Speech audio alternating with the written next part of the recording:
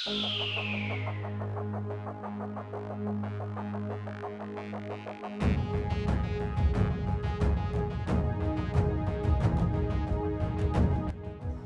ये रमजान टेलर की शॉप है ना? हमारे सर्वेंट यहीं पे कपड़े देकर गए थे ना सिलाई के लिए। जी जी, इसी शॉप पे दे के गए हैं। आओ। अरे ये क्या, मैडम फातिमा भी आ गई। चलो इनके कपड़े तो तैयार हैं। अस्सलाम वालेकुम रमजान भाई। वालेकुम अस्सलाम वकास साहब, कैसे हैं? जी मैं ठीक हूँ। भाई, हमारे 6 सूट आए होंगे आपके पास से। हमारे सूट सिलाई हो गए हैं। जी जी मैडम, आप टेंशन न लें, आपके सूट हमेशा मैं ही तैयार करता हूँ। जी भाई, थैंक यू। अस्सलाम वालेकुम भाई साहब, मेरे बेटे का सूट तैयार हो गया है। ये ले मैडम आपके सूट। भाई साहब आप 1 मिनट वहाँ बैठें। आपको नजर नहीं आता मेरे कस्टमर आए हुए हैं? कपड़े दे दूं फिर आपको भी देता हूँ। जी भाई साहब, बैठ जाता हूँ। अरे वाह भाई, आपने तो सूट बड़े जबरदस्त सिलाई किए हुए हैं। सबके सबकी डबल सिलाई है। मैडम आपको तो पता है ईद का सीजन है। ईद के दिनों में तो अक्सर हमारे शागिर्द काम करते हैं, लेकिन आपके कपड़े मैंने अपने हाथों से तैयार किए हैं। अच्छा भाई, बहुत शुक्रिया। जो आपकी सिलाई के पैसे हैं वो मैं आपको जैज कैश कर दूंगी, ठीक है?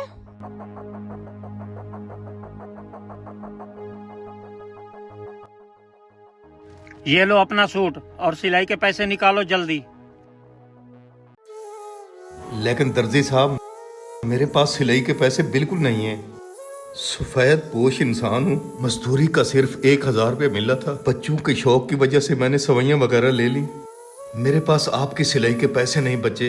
अगर मुझे आप ये उधार दे दें तो ईद के बाद ये पैसे मैं आपको चुका दूंगा। आपकी मेहरबानी होगी। नहीं भाई नहीं, तेरी यहाँ पे ये ड्रामेबाजी नहीं चलेगी। अगर तेरे पास सिलाई के पैसे नहीं थे तो तू यहाँ मेरी दुकान पर क्या करने आया था? चल जा यहाँ से। भाई साहब प्लीज ऐसा न करें ना। मेरे बेटे की खुशी का दिन है। अगर उसके कपड़े नहीं होंगे तो जब दूसरों के बच्चों को देखेगा तो वो रोएगा। आप ऐसा ना करें ना, मैं आपको पैसे दे दूंगा। मेहरबानी करें, ये सूट दे दें मुझे।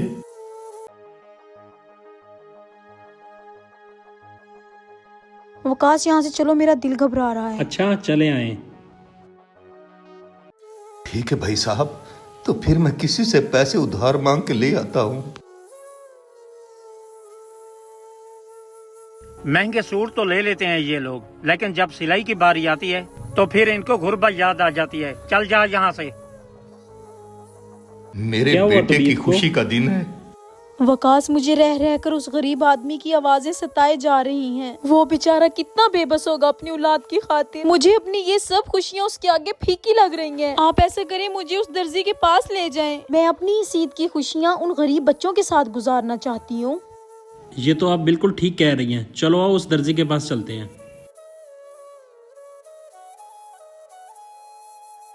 अस्सलाम वालेकुम। भाई, मैं आज आपके पास एक काम से आई। वो बाबा जी आपको याद है, जब हम लोग आपकी दुकान पर आए थे और वो यहाँ खड़े थे और उनके पास सूट लेने के पैसे नहीं थे? मुझे आप उनका एड्रेस भी बताएं और मुझे उनका वो सूट भी दे दें। वो उनके पैसे मैं आपको दूंगी। वालेकुम अस्सलाम। जी जी मैडम, मैं ठीक हूँ। ये लें सूट। सूट की बात नहीं है, ये गरीब लोग होते हैं।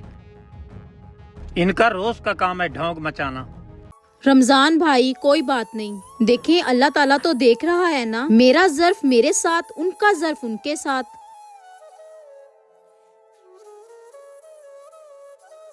ऐसे रहम दिल भी लोग पड़े हैं दुनिया में। अस्सलाम वालेकुम मुनीर भाई, जो मैंने आपको 10 घरों के राशन का कहा था वो पैक हो गया? वालेकुम सलाम मैडम, जो आपने 10 कार्टन बोले थे राशन के वो पैक हो गए हैं। गाड़ी में रखवाने हैं या घर पहुंचा दूं? मैडम साहबा, जो सामान आप दे रही हैं गरीबों को माह रमजान में, ये बहुत बड़ी नेकी है। अल्लाह पाक आपको इसका अजर देगा।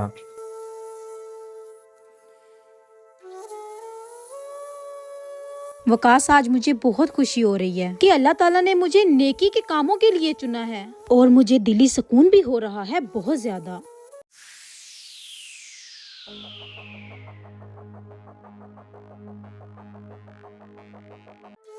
अस्सलाम वालेकुम बाबा। बाबा मैंने आपको बहुत ढूंढा, शुक्र है आप मुझे यहाँ मिल गए। चाचा, हम दर्जी के पास गए थे। उसने आपके घर का एड्रेस दिया। जब हम आपके घर गए तो आप मिले नहीं। फिर हमें पता चला कि आप रेडी पे हो, तो हम आपके पास आ गए हैं। बेटा खैरियत तो है? हम आपके बच्चों के लिए ईद का राशन लेके आए हैं। और बाबा ये आपका सूट भी। नहीं बेटा नहीं, मैं एक खुदार सा इंसान हूँ। राशन के बगैर भी हमारी ईद गुजर जाएगी,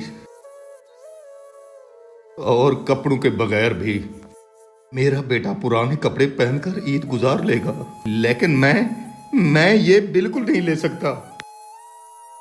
बाबा जी प्लीज आप ये सूट रखें, ये मैं आपको अपना एक बाप समझकर दे रही हूँ। और राशन भी, ना तो ये ज़कात है और ना तो फितराना। मैं तो अपनी ईद की खुशियों में आपको शामिल करना चाहती हूँ बाबा। ये रखें अंकल।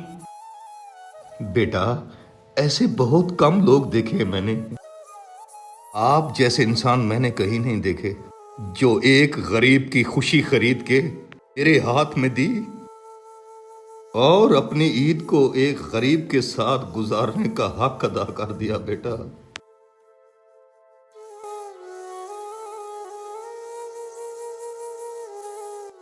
ऐ मेरे करीम मालिक, तू कैसे इंसान को फरिश्ते के रूप में भेज के इंसान की मदद फरमाता है।